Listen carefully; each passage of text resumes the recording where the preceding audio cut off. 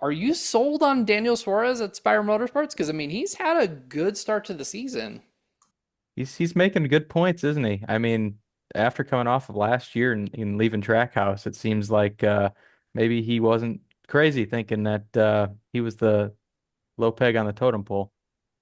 He's no longer the afterthought. I think his wife had even posted on X about that a few weeks back after qualifying at Phoenix or something to that effect. Again, I don't want to imply anyone's thoughts there, but it is very, very intriguing to see Daniel Suarez not only qualifying well, but then also having speed to maintain to get stage points and then to also finish up front. What, three top tens in six races? I don't think we were talking about Suarez doing that last year. I know at this point last year he had the second place finish at Vegas. And had he won instead of Josh Berry, he might still be at Trackhouse because we know this is a very winning and driven performance based sport. But when you look at the now, that seven car looks really good. Let's check back on it at the Coke 600, but I'm very impressed with what I'm seeing so far out of him. And to be fair, quick point on that. I think Spire might be the leading Chevy team right now. Just saying. Whoa. Well, and to that point, Matt, like my question, Jonathan, about Daniel Suarez is not even about him. Like I know what he's capable of. We've seen that he can run up front. He's got a couple wins. He's been to the chase a couple of times. But like, is this going to keep up with Spire? They have the drivers. McDriver is, he's won races before. Carson Hocevar has come a long ways.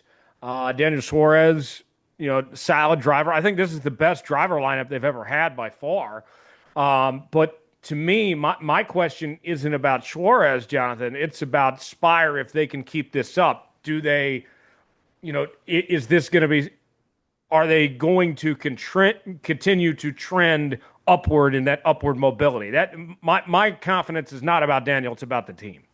I think so. I mean, like they always say, if you want to make a small fortune in racing, you got to start with a big one. And they have a lot of really good backers behind them. And I mean, that they have a lot of good backers behind them. They have a lot of good resources that they're pumping into the team. I mean, Daniel Suarez, of course, he not only brings his talent, but he also brings, backing from Freeway Insurance, which is a huge backer of the sport, one of the premier partners, and so they can get the guys. I mean, one of the guys is a little too good. Obviously, there's a whole lawsuit over that, but yeah, I think Spire is on a positive trajectory right now, and like especially with being able to sign a guy like Carson Hocevar to like a multi-year contract to keep him away from other teams, like having that power, that speaks a lot to how other teams doing. And I think, like I mentioned with the Chevrolet body and how it's kind of underdeveloped at this point, I mean, Spire hits on something like Matt said, maybe they could solidify themselves as the top Chevy team. I'm not convinced yet. I'm sorry, Matt. I'm like you. I am not impressed yet, but maybe.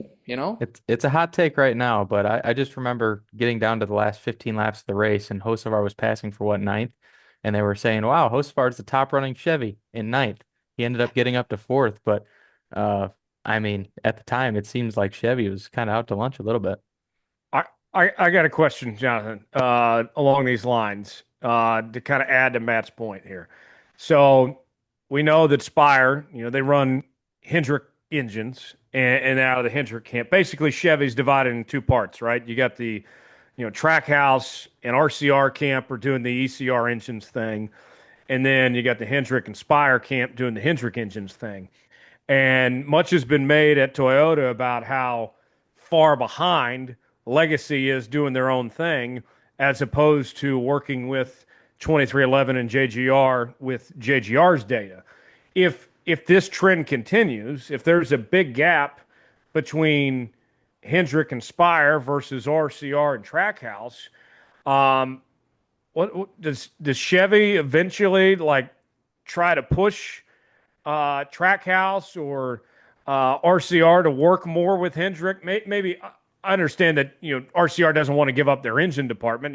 They sell those engines and everything, but like if the gap widens, like then you got a situation similar to what's going on with Toyota.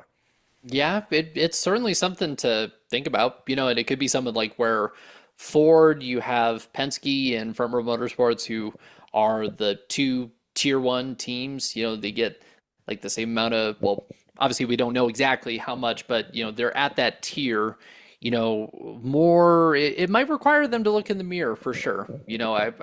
I think so. It is intriguing to see how far behind Trackhouse has kind of fallen this season. I mean, Ross Chastain, like he was, I mean, you guys saw it, like he was nowhere to be found this weekend, Las Vegas, and he typically runs well at these two tracks.